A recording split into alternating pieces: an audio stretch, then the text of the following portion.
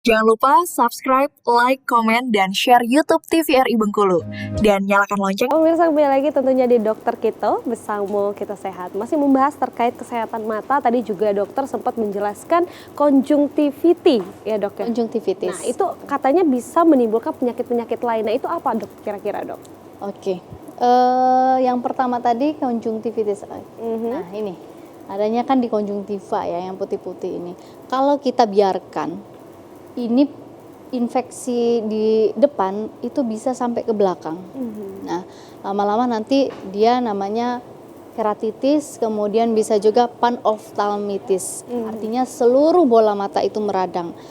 Konsekuensinya kalau seluruh bola mata meradang, semoga kita dijauhkan ya dari itu semua. Bola matanya diangkat dan digantikan dengan bola mata palsu. Artinya apa? Fungsinya udah nggak ada lagi. Benar sekali. Sudah tidak ada lagi kayak gitu. Jadi ini sebenarnya konjungtiva itu juga proteksi ya, melindungi dari sklera kita dan memberi pelumasnya juga.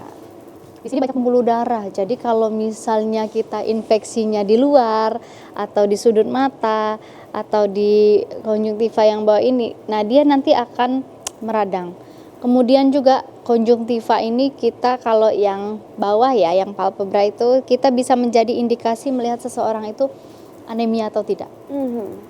Pada saat kita buka di sini, kita bisa melihat warnanya pucat atau merah. Kalau pucat orang ini berarti anemia. Nah, tapi kalau misalnya merah biasanya HB-nya bagus. Nah, tapi kita nggak bisa langsung mendiagnosis anemia dari sana. Kita harus konfirmasi lagi sama pemeriksaan darah. Namanya pemeriksaan HB. Jadi jangan salah hipotensi sama anemia. Ini sering orang awam itu masyarakat pemirsa di rumah menyamakan ini. Kurang darah tapi minum sangobion kayak gitu. Sebentar Bu, Ibu kurang darah, emangnya darah Ibu berapa gitu? Ya dok, darah saya itu 90/60 katanya. Nah terus makannya gimana, HB-nya gimana? Saya cek dulu ya HB-nya 12 bagus kayak gitu. Hanya saja Ibu ini volumenya yang kurang. Volume itu, jadi kalau tensi, kalau dia bilang 90/60 ini kaitannya sama tensi. Tensi ini kaitannya sama volume tubuh kita. Volume itu kan kita ciptakan dari cairan. Artinya cairan ini dari asupan makan dan minum. Nah, jadi kalau dia mau meningkatkan tensinya, mau naik misalnya di 100/70, banyakkan minum, banyakkan makan, dan tingkatkan aktivitas. Karena kalau kita rebahan aja, ya tensinya rendah. Tapi kalau misalnya kita berolahraga, kemudian detak jantung kita meningkat, otomatis juga tensi kita juga akan meningkat, kayak gitu. Jadi tolong bedakan di rumah. Tapi kalau misalnya orang ini bawaannya 7L, lelah, letih, lesu, lunglai. Nah, ini yang biasanya salah satu indikasi orang ini menderita anemia. Kemudian juga bawaannya kalau orang anemia itu ngantuk aja. Apalagi kita perempuan ini beresiko sekali terkena anemia. Karena apa? Kita perempuan mengalami siklus menstruasi setiap bulannya. Artinya mengeluarkan darah. Ya kalau makanan yang kita makan itu cukup. Tapi kebanyakan kadang kan kita makannya nasi. Benar sekali. Proteinnya malah kurang. Sedangkan protein ini sangat mudah didapat, nggak mesti daging merah. Putih telur, ikan gabus kayak gitu, tempe kayak gitu. Nah itu semua proteinnya tinggi. Jadi kalau misalnya kita melihat konjungtiva kita agak pucat kayak gitu, boleh kita konfirmasi dengan cek darah, cek HB.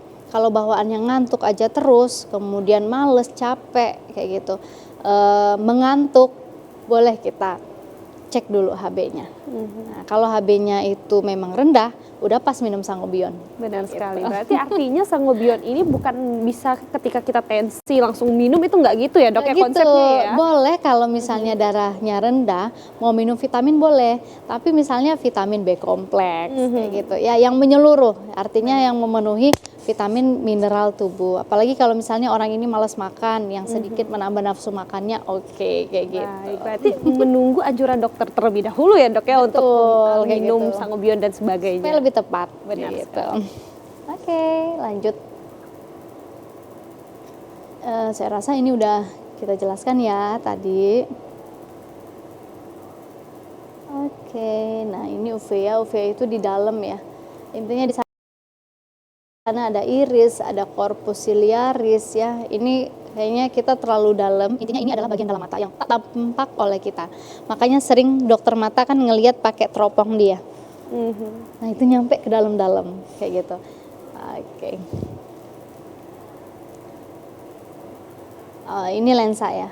Lensa ini terletak di depan badan kaca dan di belakang iris ya. Dia sangat lunak. Makanya kalau misalnya orang lensanya nggak ini, dia udah mulai pakai soft lens kan. Nah itu tadi pesan saya, kalau pakai soft lens ingat jam gantinya jam berapa, jam tetes matanya jam berapa. Jangan sampai iritasi. Ini badan vitreus ya, kemudian retina. Nah retina ini adalah lapisan yang paling dalam yang menerima cahaya. Oke, dia punya bintik kuning. Yang bisa ngelihatnya ini ya, alat dokter mata itu. Intinya semuanya bisa kita lihat. Makanya kalau misalnya dokter umum yang jaga di puskesmas atau klinik, dia sudah obati tapi tidak ada perubahan, nanti dia biasanya akan merujuk ke spesialis mata. Gitu. Oke, nah ini itu tadi sekilas tentang mata kita beserta kelainannya. Sekarang kita harus kenal juga tanda mata sehat ya. Yang pertama, kelopak mata dapat membuka dan menutup dengan baik. Tutup mata yuk. Oke, buka. Oke, sip. Pada orang yang Bell's palsy, pada orang yang stroke, Bell's palsy pernah dengar ya? Bell's palsy itu biasanya kita karena terpapar oleh angin, kemudian terpapar oleh AC, angin yang kencang, sehingga dia miring. Kayak gitu, kayak orang stroke, tapi dia bukan stroke. Kalau stroke kan kelainannya di pusat otak. Kalau ini kelainannya di perifer. Perifer itu saraf tepi kayak gitu. Nah itu dia tidak mampu menutup matanya dengan baik ya, karena saraf untuk menutup matanya itu terganggu, lagi iritasi, lagi sakit kayak gitu, sehingga dia tak mampu menutup mata. Kira-kira apa nih? Bahaya kalau kita nggak bisa tutup mata dengan baik. Lah kalau kita ini matanya melek terus, masuk tidur juga melek, mata kita tuh jadi kering. Makanya biasanya nanti kalau orang Bell's palsy, dia matanya akan merah, kemudian akan berair. Karena apa? Pada saat tidur dia tidak menggunakan alat bantu. Kalau biasanya ke dokter, ke fisioterapi dianjurkan untuk ada alatnya ya, dibantu dilem sedikit matanya biar nutup kayak gitu. Nah makanya itu kita kelopak mata ini bisa apa? Menutup, membuka dengan baik itu adalah suatu karunia ya intinya. Intinya seperti itu. Jadi jangan cuma buka tutup itu dikira enteng kayak gitu. Karena salah satu aja terjadi kerusakan di saraf wajah kita nggak bisa tutup mata, ini bahaya loh. Karena apa? Bisa menyebabkan sakit mata juga. Benar sekali. Nah, tapi dokter ada juga nih beberapa mungkin apalagi di sosial media tuh lagi apa ya, marak-maraknya sering banget kita tuh merasa mata kita tuh kayak ada lemnya dok. Jadi kayak pas buka itu tuh kayak merekat gitu dok. Apakah memang itu adalah salah satu faktor sering terpaparnya seperti cahaya atau mungkin handphone dan sebagainya dokter? Atau memang itu ada menuju ke suatu penyakit gitu dok? Tapi tahan dulu, nanti kita kembali lagi tentunya setelah jeda berikut ini, tetap di dokter kita.